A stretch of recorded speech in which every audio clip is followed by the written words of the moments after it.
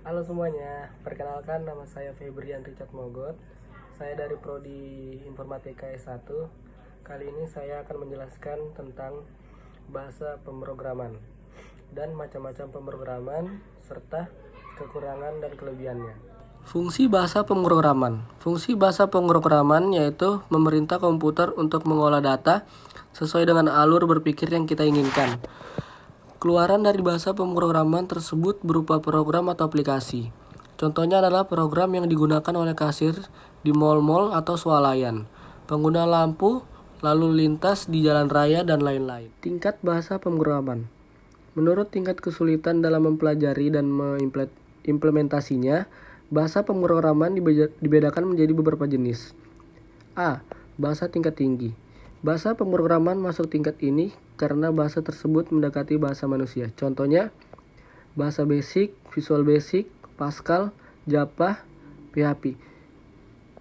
B. Bahasa tingkat menengah. Disebut tingkat menengah karena bisa masuk ke dalam bahasa tingkat tinggi maupun rendah. Contohnya bahasa C. Bahasa tingkat rendah. Bahasa pemrograman masuk tingkat ini karena bahasanya masih jauh dari bahasa manusia. Contohnya bahasa assembly. Struktur bahasa pemrograman. Setiap bahasa pemrograman memiliki struktur dasar bahasa pemrograman yang berbeda-beda. Akan tetapi, struktur tersebut dapat dimasukkan dalam beberapa kategori. Beberapa kategori struktur dasar bahasa pemrograman yang dapat dipelajari oleh pemula adalah A.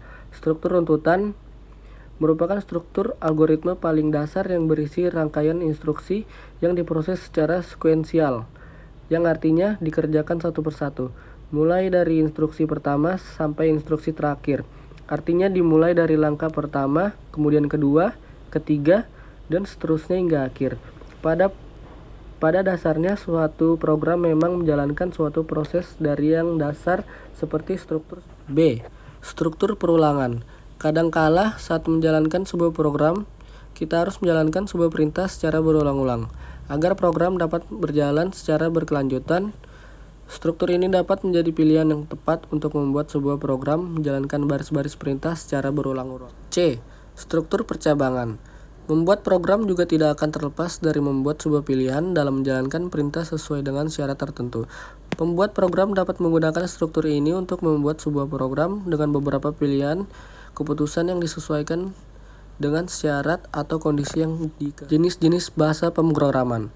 Bahasa pemrograman terdiri dari berbagai jenis seperti programan untuk membuat aplikasi website, desktop, game, ataupun sistem operasi. Berikut adalah jenis-jenis pemrograman yang pertama ada bahasa pemrograman PHP. PHP merupakan bahasa pemrograman server side karena diproses di komputer server. Awalnya PHP adalah singkatan dari Personal Home Pack. PHP digunakan untuk membuat halaman web pribadi. Dalam beberapa tahun perkembangannya, PHP berubah menjadi bahasa pemrograman yang sangat luar biasa dan banyak digunakan oleh website-website besar seperti Wikipedia, Facebook, Joomla, WordPress, dan lain-lain. Adapun kelebihan PHP. 1. Memiliki komunitas yang besar. 2. Sangat mudah dipelajari. Adapun juga kekurangannya. Kekurangannya yang pertama adalah mudah dibajak, yang kedua performa. Bentuk atau contoh pemrograman PHP. Ini ada gambarnya. Yang kedua, bahasa pemrograman JSP. Pengertian JSP adalah Java Server Page. JSP adalah suatu teknologi web berbasis bahasa pemrograman Java dan berjalan pada platform Java. JSP dapat berupa gabungan antara baris HTML dan fungsi-fungsi dari JSP itu sendiri. Kelebihan dari JSP. Yang pertama, JSP dapat berjalan pada sembarang platform. Yang kedua, dapat menggunakan Java Bean untuk mengenkapsulasi kode-kode Java. Kekurangan Java. Proses compile terhadap halaman JSP mengakibatkan klien harus menunggu lebih lama pada saat pertama kali dilakukan. Bentuk atau contoh programan JSP.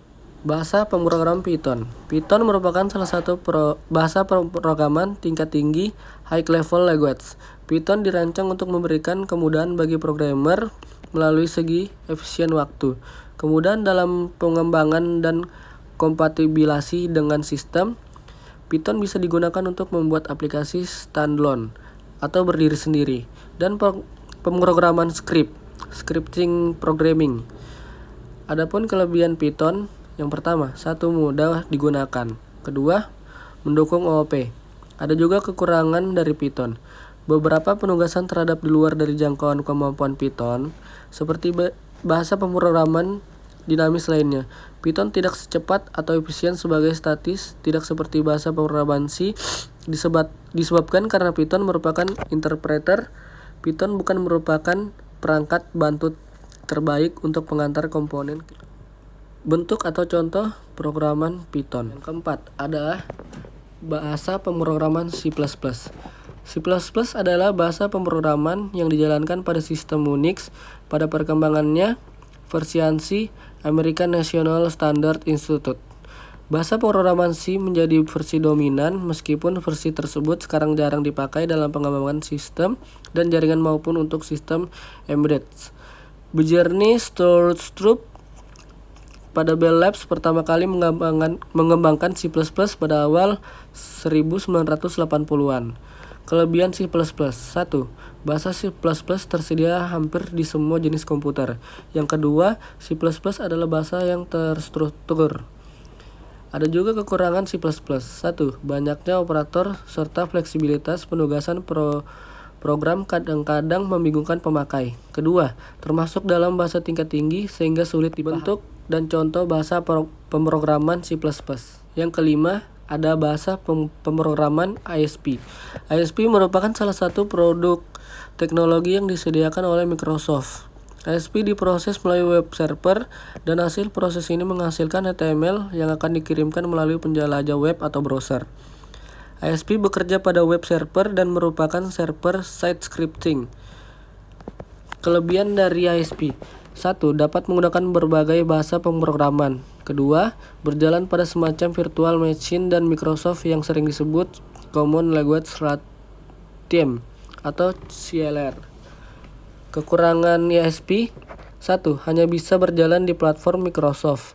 Kedua, tidak open source alias bentuk atau contoh bahasa pemrograman ISP. Sekian presentasi dari saya. Jika ada kata-kata yang kurang bagus, mohon dimaafkan. Terima kasih.